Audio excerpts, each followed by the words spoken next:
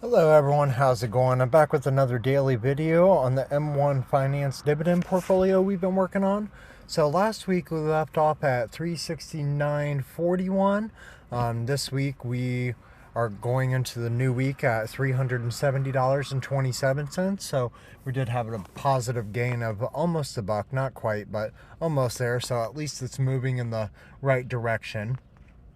So we didn't have any changes throughout the portfolio this week. The only thing that did change actually is the dividend yield that dropped to 2.60%.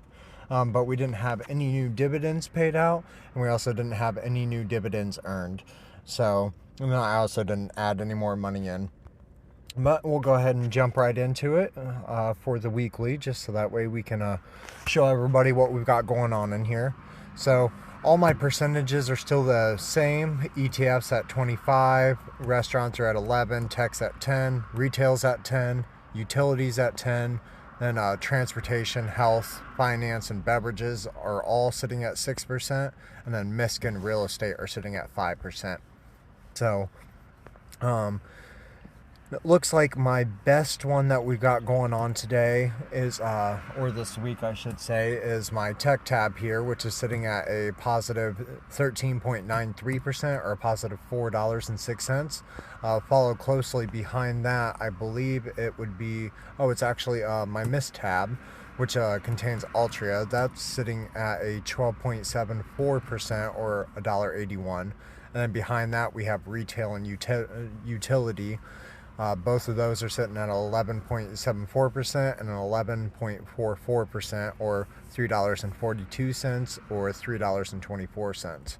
So in the ETF tab here, I have the SCHD, Vanguard, and the iShares Dejaro. I have that at a 34% split for SCHD, and then Vanguard and iShares are sitting at a 33%. And all are performing pretty well this week. Here in my restaurant tab, I have Texas Roadhouse and McDonald's. Texas Roadhouse is sitting at almost a 15%, not quite. And McDonald's is performing badly still. That's down by 7.32%. In tech, I've got NVIDIA and S&P Global. NVIDIA is really killing it. I do believe this is coming from the stock split. If you guys haven't heard, they're doing a stock split. I think they said June 10th.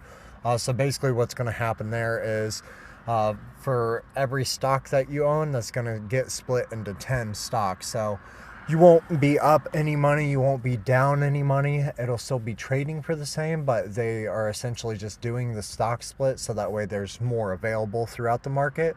So your next stock that you buy after that will be cheaper, but you won't own as much, if that makes sense.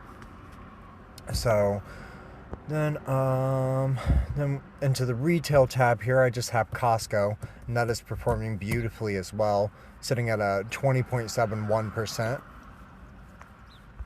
Here in utility, I have Constellation, which is my favorite stock that I have, and Exxon.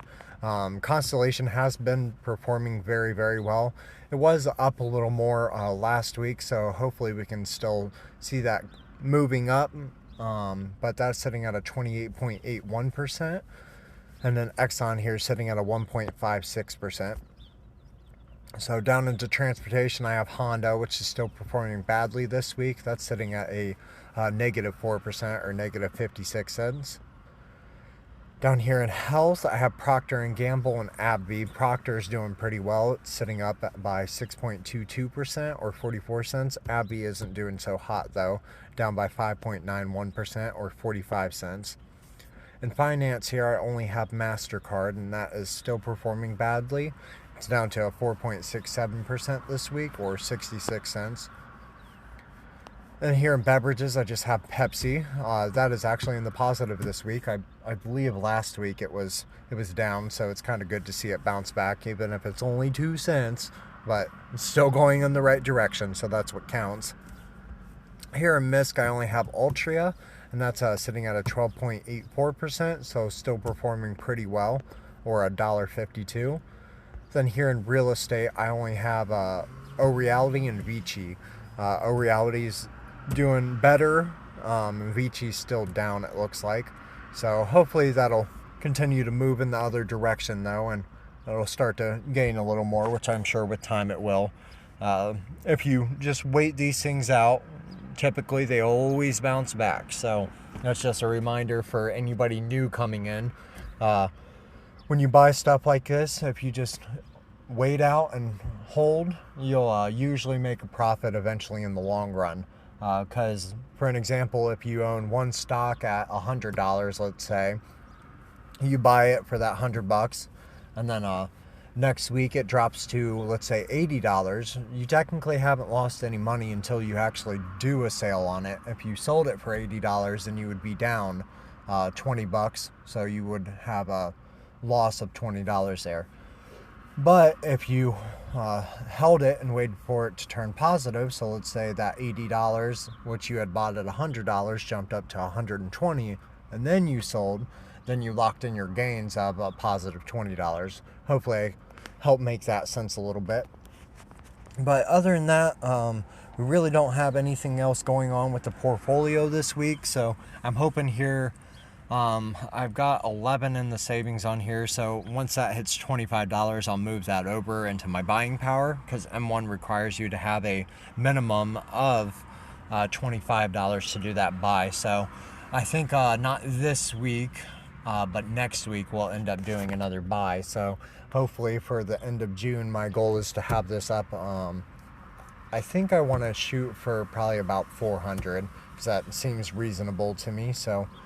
But that is our goal for June, and thank you again, everybody who's been coming back to watch the videos. Just hit that like button for me, and thank you for everybody new checking out the channel. I just ask that you guys hit that like button, subscribe so you don't miss any of our daily content or our weekly content. And yeah, just if you guys have any questions, put them in the comments, and I would love to hear what you guys are doing with your own portfolios and how all of that's working out for you. And I guess I will see you in the next one. Thank you all so much.